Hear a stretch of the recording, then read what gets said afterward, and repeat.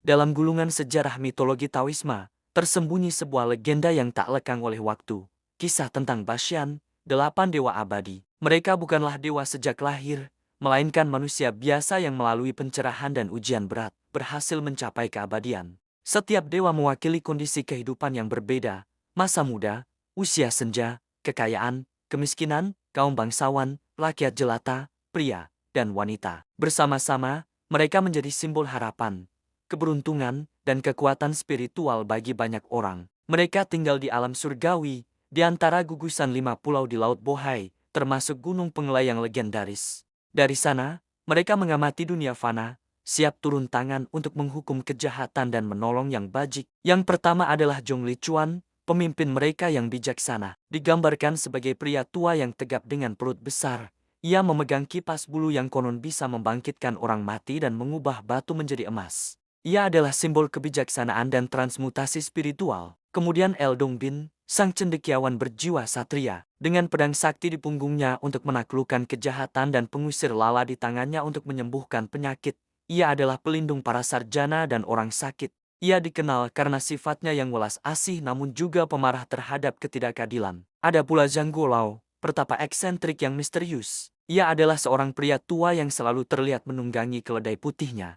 Seringkali secara terbalik, keledainya bisa dilipat seperti kertas dan dimasukkan ke dalam sakunya. Ia memegang instrumen musik yugu, drum ikan, yang menjadi simbol kebijaksanaan usia dan kemampuan untuk melihat masa depan. Li Tiguai, sang pengemis tungkai besi, memiliki kisah yang paling tragis. Setelah rohnya meninggalkan jasadnya untuk perjalanan spiritual, tubuhnya secara tidak sengaja dikremasi. Rohnya terpaksa memasuki tubuh seorang pengemis yang lumpuh.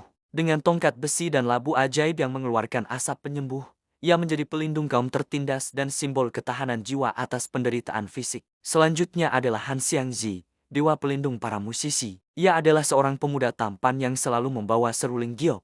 Konon, alunan musiknya dapat membuat bunga tumbuh seketika dan menenangkan hewan buas. Ia melambangkan kekuatan harmoni dan keindahan seni. Cao Guoju, sang bangsawan kerajaan, adalah yang terakhir bergabung. Berasal dari keluarga kekaisaran, ia meninggalkan kemewahan duniawi setelah merasa malu atas perbuatan jahat saudaranya. Dengan sepasang kastanyet gyo di tangannya, ia menjadi pelindung para aktor dan mereka yang ingin membersihkan diri dari masa lalu yang kelam. Lalu Lan Chaihe, sosok androgin yang abadi dalam kemudaan. Berpakaian seperti penghibur jalanan, ia selalu membawa keranjang bunga yang melambangkan kefanaan hidup.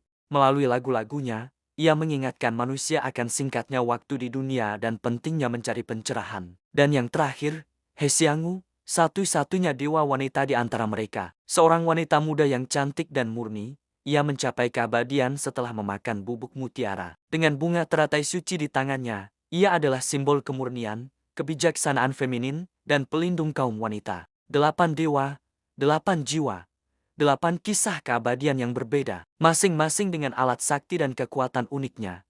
Mereka sering digambarkan menyeberangi lautan bersama, bukan dengan perahu, melainkan dengan kekuatan supernatural mereka masing-masing, sebuah alegori tentang bagaimana setiap individu dapat mengatasi rintangan hidup dengan cara mereka sendiri. Legenda mereka terus hidup, menginspirasi generasi demi generasi tentang potensi tak terbatas yang ada dalam diri setiap manusia untuk melampaui batasan dan mencapai pencerahan.